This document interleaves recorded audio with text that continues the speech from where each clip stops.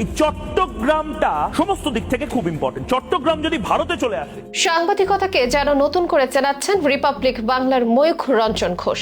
উদ্ভট অঙ্গভঙ্গিতে রীতিমতো ভাইরাল তিনি।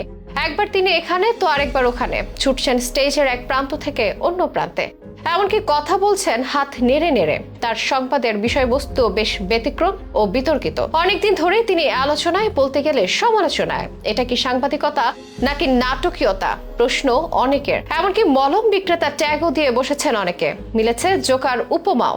অনেকের মতে তার এই অতিরঞ্জিত চালচলন, চিৎকার, চেঁচামেচি ও নাটকীয় উপস্থাপন সাংবাদিকতা পেশাকে দৃষ্টিকটু করে তোলে। টিআরপি সাংবাদিক বলেও তার সমালোচনা করেন অনেকে। কিন্তু কে এই ময়ূখ রঞ্জন ঘোষ?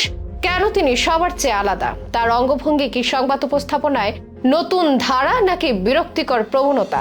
জানাবো বিস্তারিত আয়োজনে।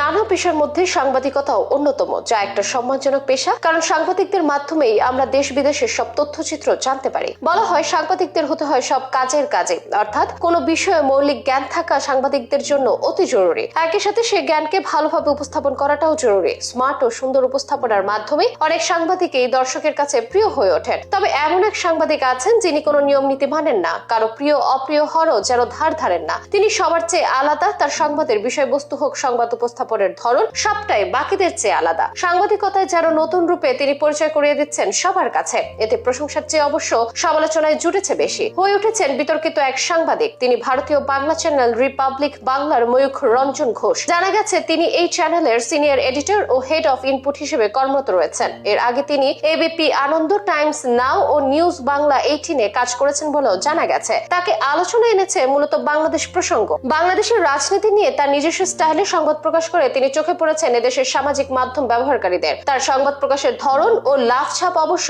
যে কারো চোখে পড়ার মতোই ছিল। এছাড়াও তার সংবাদে অনেক সময় নিজের মতো করে এমন সব যুক্তি দেখান বা কথা বলতে থাকেন যা অনেকের কাছে অযৌক্তিক বা মিথ্যাচার বলে মনে হয়। এই ঘটনাও তাকে এনেছে সমালোচনা ও বিতর্কে। অনেকে তার প্রতি ক্ষুব্ধ হন, কেউ কেউ আবার মজা করে পান তার অদ্ভুত অঙ্গভঙ্গিতে। ময়ূখ রঞ্জন ঘোষের উপস্থাপনা দর্শকদের একাংশের কাছে বিনোদনমূলক হলেও অনেকের মতে এটি সাংবাদিকতার প্রকৃত মান ও গুরুত্বকে ক্ষুণ্ণ করে। তার অস্বাভাবিক উপস্থাপনা শৈলী পশ্চিমবঙ্গ এবং বাংলাদেশের সংবাদ জগতে একটি হাস্যকর নতুন ধারার সৃষ্টি করেছে। এতে নানা রকম উপাধি যোগ হয়েছে তার সাথে। কেউ কেউ বলেন মলম বিক্রেতা, কেউ বলেন টিআরপি সাংবাদিক, কেউ কেউ আবার সংবাদ দুনিয়ার জোকার বলেও মন্তব্য করেন। এটা কি সাংবাদিকতা নাকি নাটকীয়তা? সে প্রশ্ন তুলতে দেখায় দর্শকদের। সামাজিক যোগাযোগ মাধ্যমে প্রায় তার সংবাদ পাঠের নানা ক্লিপ ভাইরাল হয়। তার উপস্থাপনাকে অতিরঞ্জিত এবং নাটকীয় বলে সমালোচনা হয় অহরহ। অনেকে মনে করেন এটি কেবলমাত্র টিআরপি বাড়ানোর জন্য কৌশল। তাদের মতে ময়ূখ রঞ্জন তার এই ব্যতিক্রম কৌশলকে কাজে লাগিয়ে তার ব্যক্তিগত জনপ্রিয়তা ও চ্যানেলের টিআরপি বৃদ্ধি করার চেষ্টা করেন। এ নিয়ে মিশ্র প্রতিক্রিয়া আছে বাংলাদেশে। অনেকে শুধুমাত্র বিনোদনের উপকরণ হিসেবে দেখেন এটাকে, কেউ কেউ আবার তার সাংবাদিকতার প্রতি বিরক্তিও প্রকাশ করেন। এই ধরনের উপস্থাপনা কতটা কার্যকরী বা সাংবাদিকতার নৈতিকতার সাথে কতটুকু সামঞ্জস্যপূর্ণ তা নিয়েও সমালোচনা রয়েছে।